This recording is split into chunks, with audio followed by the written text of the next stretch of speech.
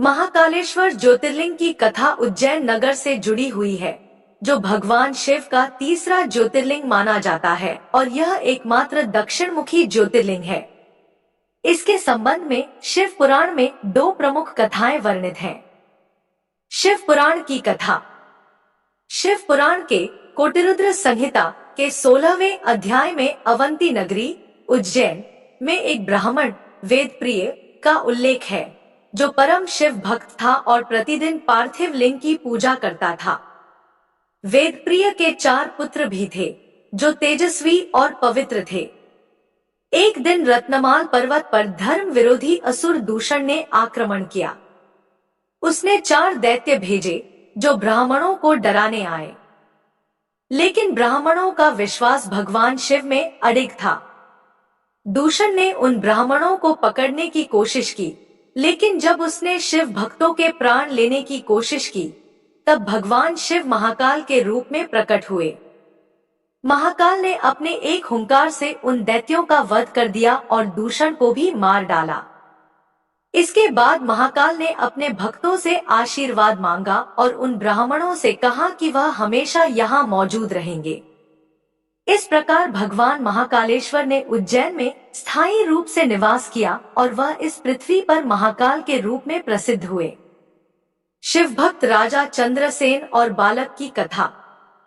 उज्जैनी में एक महान शिव भक्त राजा चंद्रसेन थे, जिनके पास एक दिव्य मणि थी।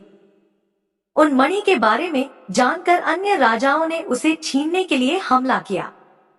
राजा चंद्रसेन ने भगवान महाकाल की शरण ली और उपवास करने लगे। उसी दौरान एक ग्वालिन अपनी विधवा स्थिति में अपने पुत्र को लेकर महाकाल का दर्शन करने आई। उसका पुत्र बालक महाकाल की पूजा करने में लग गया और शिवलिंग पर जो सामग्री चढ़ाई थी, उसे देखकर भगवान शिव ने उसकी भक्ति को स्वीकार किया। इस बालक ने भगवान शिव की कृपा से दिव्य मंदिर देखा, जो उसी स्थान पर प्रकट हुआ था। जब ग्वालिन ने अपने बेटे को देखा, तो वह भी भगवान की कृपा से धन्य हो गई।